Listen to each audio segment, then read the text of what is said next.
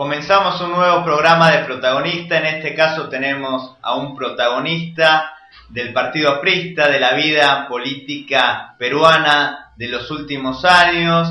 Carlos Roca, muchas gracias por venir. Muchas gracias por la invitación. ¿Nos puedes comentar cómo fue tu acercamiento al APRA y a esta figura magnánima de Víctor Raúl Haya de la Torre? Bueno, precisamente el 5 de enero cumplo 50 años de aprista. Yo conocí a Haya de la Torre en una gran manifestación en el Paseo de la República, el 5 de enero de 1962. Él regresaba de Italia para ser candidato a la presidencia de la República. Y bueno, a mí me impresionó la oratoria, la organización del partido, los desfiles, las banderas, la música. Fue impresionante para mí, fue una gran manifestación, una de las más grandes manifestaciones que se hayan realizado en Lima, por razones políticas. Y a partir de entonces, bueno, yo estaba preparándome entonces para ingresar a la Universidad Católica, ingresé a la Facultad de Letras, y luego me incorporé ya el año 63 al Comando Universitario Aprista. No, era secretario de Cultura, secretario general era un compañero de Ciencias Económicas, Carlos Andrés Bustillos. Y bueno, frecuentábamos a Víctor Raúl. Yo después del año 64 me fui a Italia a estudiar Ciencias Políticas en la Universidad de Turín.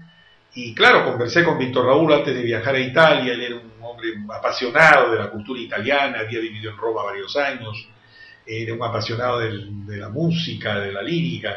Y por lo tanto nos volvimos a ver cuando yo ya estaba allá. El año 1966 estuvimos juntos en Roma. El año 67 él fue a la Universidad de Turín a dictar una conferencia sobre América Latina, y el 68 y 69 estuvimos juntos. Inclusive yo lo acompañé a la estación de trenes de Roma, a la estación Termini, cuando él ya partía hacia Frankfurt para regresar al Perú en febrero del año 69, luego del golpe militar de Velasco. Yo ya me reincorporé al partido en noviembre del año 69, volví al Perú y trabajé junto con él durante todos esos años hasta su muerte, ¿no? Como miembro del Jurado de Conjunciones, que era el equipo de trabajo personal de él, y luego ya como dirigente del partido, secretario general colegiado, elegido en el Congreso del año 70, reelegido en el año 74, y luego ya a la muerte de Haya, en el año 1979, seguí en el trabajo partidario. Tuve una labor importante en la Constituyente. Yo fui miembro de la Asamblea Constituyente, fui además prosecretario bibliotecario, miembro de la directiva. Éramos solamente 3 apristas, Sánchez, Lozada Estambul y yo, que estuvimos al lado de la Torre en el trabajo de la Constituyente, que para mí fue un periodo inolvidable, no solo porque fue el último año de la vida de Víctor Raúl, sino también porque fue realmente el gran debate, ¿no?, de las grandes ideas, de los grandes principios, ¿no? Yo no puedo olvidar la experiencia de la Constituyente. Yo creo que no. Yo he sido diputado después, elegido el 80, reelegido el 85, reelegido el 90, hasta el golpe de Estado del 92, pero la experiencia de la Constituyente para mí realmente es inolvidable. ¿Por qué decidiste ir a estudiar a Italia y qué experiencias obtuviste allí?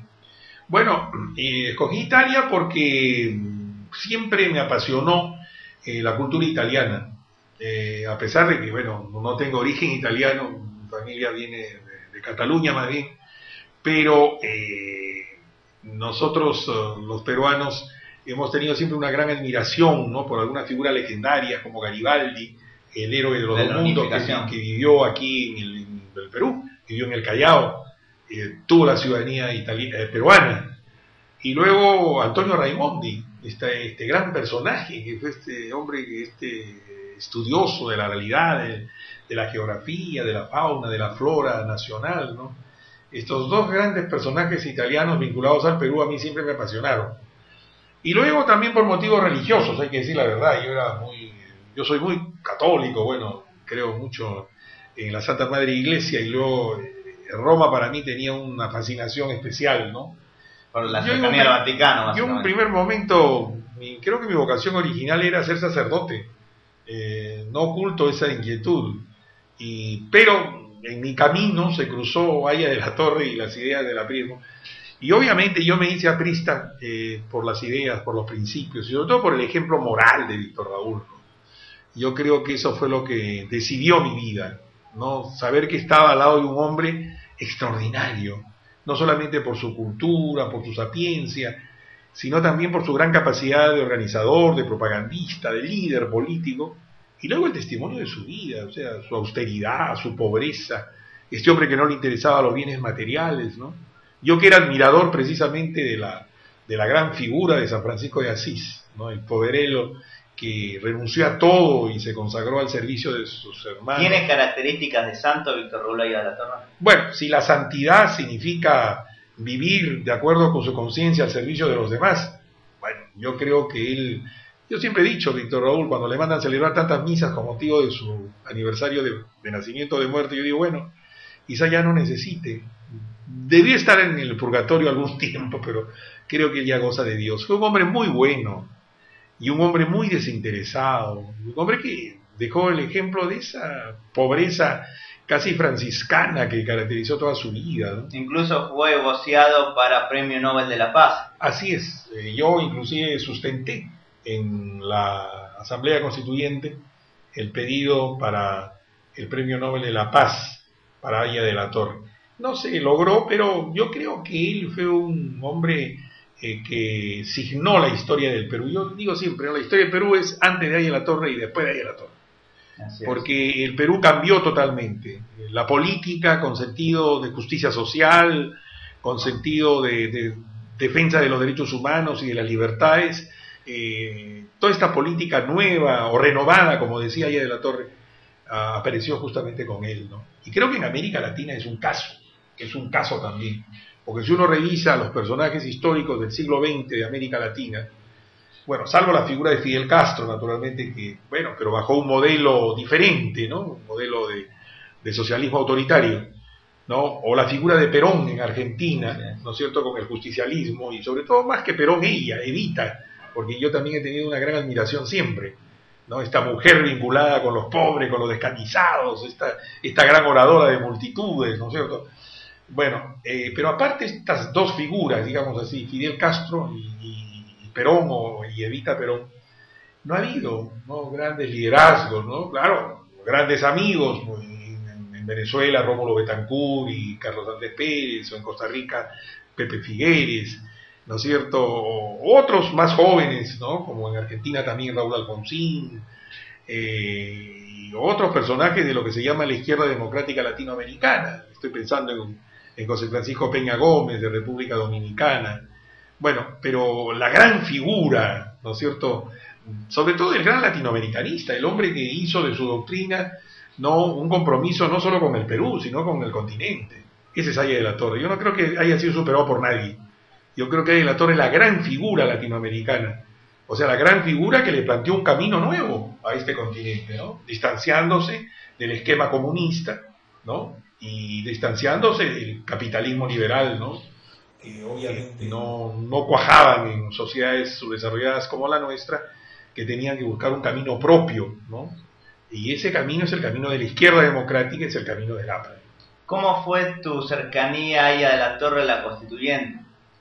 Bueno, estuve muy cercano a él en la campaña, primero de la constituyente, el gran esfuerzo físico y humano que él realizó, recorrió prácticamente todo el Perú, ¿no? Fuimos a lugares recónditos, él llevando el mensaje de la nueva constitución que se tenía que elaborar. ¿Pero físicamente él estaba bien? Bueno, estuvo bien hasta diciembre, ¿no? Le descubrimos el cáncer pulmonar justamente en diciembre, cuando yo estaba pronunciando un discurso con motivo de la Declaración Universal de los Derechos Humanos, el aniversario, y yo estaba interviniendo, y me llegó un papel de parte de Jorge Lozada Estamburi, que era el primer secretario que lo acompañaba siempre en el estrado, diciéndome que terminara porque el jefe no se sentía bien.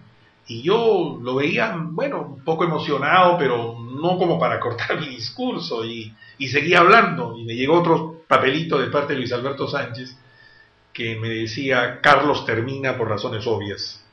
Y en ese momento interrumpí en mi discurso y se suspendió la sesión, provocando inclusive un breve incidente con el PPC, porque le tocaba hablar inmediatamente después de mí a Aramburú Menchaca, el internacionalista del PPC, que tenía que intervenir sobre la Declaración Universal, y esta sesión abruptamente terminada creó un problema. Recuerdo que Jorge Lozada tuvo que ir a explicarle al doctor Bedoya y a los amigos del PPC que la asamblea se había tenido que suspender porque Aya de la Torre no se sentía bien.